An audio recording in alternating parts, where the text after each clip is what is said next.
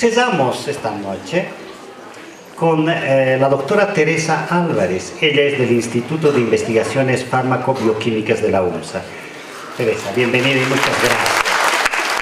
Bueno, voy a hacerlo dinámico para que entremos también. Nos hemos ido directamente a estudiar el caso concreto de los afluentes que van hacia el sistema de Achachicala, pero desde que inicia la alimentación a este sistema. El contenido de esta presentación entonces va a enfocar la problemática de la contaminación por metales pesados en la zona de Milluni, que prácticamente venimos estudiando esta contaminación y los potenciales de biorremediación en la zona ya casi como 15 años. Y por otro lado, se les va a mostrar los diagnósticos que se han realizado con el equipo de investigación en el Instituto de Investigaciones Farmaco-Bioquímicas, conjuntamente con la Cátedra de Biología Molecular de la carrera de Bioquímica. Empecemos por entender qué es el drenaje ácido de minas, que es fundamentalmente el aspecto más importante o el problema más importante en la zona de Milluni, y que en realidad es una calidad visible, una cualidad visible en la zona. Es una exposición de los minerales que se han ido oxidando por efecto del agua, de la lluvia, del oxígeno durante mucho tiempo, por los remanentes mineros, y que han contaminado prácticamente las aguas, acidificando las mismas. Tenemos un pH de 2 en muchos casos y gran cantidad de ácido sulfúrico que hace que los metales estén disueltos. Al estar disueltos son altamente impactantes en los ecosistemas. Es así que los animales pueden beber aguas contaminadas con metales pesados, o los metales pesados se pueden absorber en las plantas que están alrededor de estas zonas. Los esfuerzos que hemos hecho en el instituto siempre han sido dirigidos a remediar estas aguas. Hemos conseguido remociones de hasta por encima del 95% de metales pesados catiónicos divalentes, que quiere decir que bueno, son específicos, por ejemplo el plomo, el cobre, el zinc, y como les había contado desde el principio, estos trabajos ya tienen una data de 15 años. Y hemos estudiado el caso Milluni porque hemos empezado a ver que principalmente este sistema era un lugar abandonado en un principio, que lo hemos estudiado desde el 2006 hasta la fecha, y en esos años hemos ido viendo cómo han vuelto a reactivar la minería en la zona, cómo además se ha vuelto turística la zona, porque se venden paquetes turísticos en el Alto, donde incluso se invita al turista a conocer la famosa Laguna Colorada. Sin embargo, en toda esta zona, especialmente aquí al medio, existen los drenajes ácidos de mina que les había mencionado, que están paralelos al acueducto que conduce el agua limpia. Estos drenajes son dirigidos por otro sistema, incluso hasta llegar a la bahía Coana en el lago Titicaca, ¿no? Se van juntando con el río Catari, etc. Entonces van impactando también de forma directa desde estos inicios el sistema lago Titicaca. Ustedes pueden ver acá la laguna Milluni Grande, que si bien se ve azul a todo el fondo, en los bordes están empezando a verse o a evidenciarse la contaminación que viene de la laguna Milluni Chico, que se encuentra aquí al centro. Está pasando agua contaminada y este borde ya se evidencia la contaminación por metales pesados. ¿Qué es lo que sucede?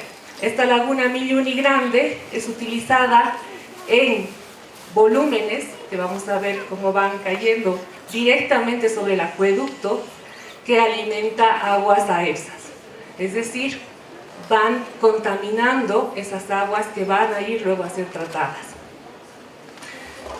Nosotros habíamos visto la necesidad entonces de enfocar, ver la calidad de estos afluentes y ver la relación que había, o sea, qué impacto teníamos en la contaminación por metales pesados y la flora microbiana, porque aquí hemos hablado evidentemente de bacterias que son potencialmente patógenas que se pueden encontrar en el agua, pero existe un 99% de bacterias que no son patógenas, no se pueden cultivar fácilmente y que pueden ser también portadoras de malas noticias, como vamos a ver más adelante. Se ha hablado mucho de las regulaciones determinadas por la OMS, por la OPS, pero quiero resaltar sobre todo que la OMS determina que el agua está contaminada cuando su composición es alterada, ¿no?, de manera natural o de manera artificial, es alterada. Estos son el panorama de los puntos de muestreo que se han hecho en el trabajo. Concretamente, se han identificado dos puntos que vamos a llamarlos el 1 y el 2, que son aquellos que vienen del deshielo del Huayna Potosí y de la laguna Jancucota, que en teoría está linda, limpia, sana. Y vamos a hacer énfasis en el punto 7, 8 y 9, o en los puntos 7, 8 y 9, el 7 que corresponde al agua que viene en el acueducto, que corresponde, que está siendo dirigido a la planta de tratamiento. El 8, que es el agua de ese acueducto que se mezcla con el agua de la represa esta de Milluni Grande. En volúmenes muy pequeños va cayendo agua de esta represa hacia el acueducto. Y el 9 es por último el acueducto antes de entrar a la parte de la planta meseta que se ha mencionado, ¿no?, en Alto Lima. Quería ver esta foto específicamente, si ustedes pueden ver, este es el borde de la represa, aquí está la laguna Milluni Grande, aquí pasa el acueducto que apenas se puede ver y ahí está cayendo el agua contaminando ese acueducto. Nosotros nos hemos preguntado, pero ¿por qué no cambian el lugar del acueducto? ¿Por qué tiene que estar cerca de la represa contaminándose todo el tiempo? Debe haber alguna razón. No creo que seamos tan descuidados de dejar que se contamine todo el tiempo. Entonces se nos ha explicado que sí hay una razón, que necesitaban que de alguna manera un poco de metales pesados, de calcio y manganeso y hierro, para evitar después tener mayores costos de tratamiento en la planta. En cuanto al análisis microbiológico, evidentemente también hemos determinado las bacterias patógenas, especialmente las termoresistentes, de las que podrían determinar contaminación fecal, y lo interesante es que se pueden encontrar estas bacterias en las lagunas, en la laguna que va a la planta y en el deshielo. Entonces quiere decir que hay contaminación fecal ya en el origen mismo, ¿no? Y esto hemos podido evidenciar porque hay animales camélidos generalmente yendo por la zona, beben agua y se van al cerro y defecan en el lugar. Por último, fíjense, cuando se hace el tratamiento, gracias al pH es que se regula esta población. Y bueno, pero quedan poblaciones de estas bacterias que hemos podido aislar en el laboratorio. ¿Qué hemos hecho con estas bacterias? Sí, la mayor parte era Escherichia, como en algún momento habíamos visto, es el mayor responsable de la contaminación fecal, pero también hemos podido ver otras enterobacterias en la misma zona. ¿Qué quiere decir esto? Son poblaciones tal vez pequeñas, pero cuando llegan o cuando se han tratado o no se han tratado bien, se pueden eliminar estas bacterias patógenas. Pero ¿qué pasa con las bacterias que no crecen en el laboratorio? Porque ustedes han visto acá, sí se forman colonias, estas bacterias se las puede contar, se las puede ver, etc. Pero el 99% de las bacterias no son cultivables, no se pueden ver. Entonces, por nuestros análisis, bajo norma, no las pasamos desapercibidas, agua sin microorganismos, agua sana pasa. Esas bacterias que no son patógenas y que son a la larga invisibles a nuestras determinaciones, van formando películas o natas o mantos dentro de las cañerías, conjuntamente con residuos químicos, por ejemplo el calcio. Entonces se forman estas biopelículas. Aquí pueden ver fotografías electrónicas de la cantidad de bacterias que está en cada una de estas tuberías, y cada vez va disminuyendo el lumen que les decía, ¿no? Pero lo peor de todo es que a medida que pasa el agua por esta tubería, se van arrastrando bacterias de ese biofilm. Y no nos extrañaría, hagan el ejercicio de llegar a su casa, destapen el tanque de agua de su baño, pongan el dedo y vean la cantidad de biopelícula que se ha formado en este tanque, y me van a dar la razón de dónde están llegando esas bacterias. Esas bacterias no cultivables, pero están viables, podrían potencialmente ser portadoras de genes de resistencia a antimicrobianos. ¿Y qué pasa? Si yo tomo esa agua cruda, o me voy alimentando constantemente con esa agua sin no tratar bien, mis propios microorganismos pueden recibir información extraña de otros microorganismos y tener genes de resistencia en mi propia microbiota. Ya vamos a explicar cómo es esto.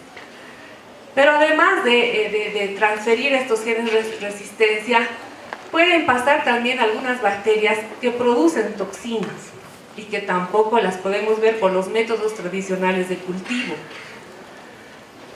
Es así que nosotros nos preguntamos, ¿será posible que haya este tipo de bacterias como las famosas cianobacterias que producen floraciones en la zona?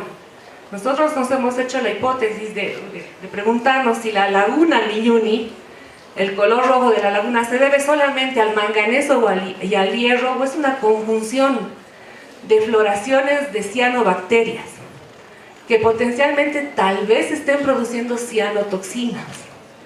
Y estas cianotoxinas podrían tener un efecto hepatotóxico, neurotóxico o ser dermatotoxinas. A la larga, estas toxinas producen cáncer. Se han hecho varios estudios de ver cómo se relacionan estas cianobacterias en agua de consumo, y nuestro próximo proyecto es justamente ver si tenemos estas cianobacterias en el agua. Sistemas de tratamiento en Nicaragua, por ejemplo, ya toman en cuenta el diagnóstico de cianobacterias. Una bacteria se puede lisar, se puede romper, se puede morir, pero su DNA puede ser liberado y captado por otra bacteria. Y la información de la resistencia a antimicrobianos está en ese DNA. La bacteria puede conjugar con otra bacteria y pasarle la información fácilmente, y conjugan todo el tiempo una con otra. O pueden haber virus que infectan a bacterias, que infectan a una, toman su información genética y la llevan a otra.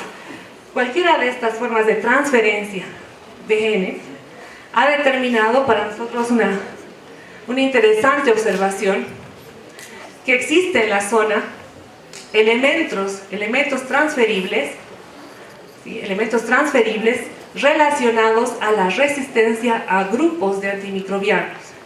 Todavía nos queda ver si los genes de resistencia llegan a nuestros domicilios. Eso es nuestro próximo trabajo, de ver si todavía se han mantenido o están presentes en las biopelículas que hemos visto en las tuberías. Quiero terminar un poco esta exposición haciendo un énfasis en que el tratamiento, si bien es bastante exhaustivo el que es llevado por EFSA, debería incluir primero las consideraciones de cianobacterias, y segundo, deberíamos tener una política de salud general, que esto es una llamada de atención a todos, no solamente a los encargados del agua, para el control de los genes de resistencia, cómo están en nuestro medio. Esto es por el uso y abuso de los antibióticos que también tenemos. Muchas gracias.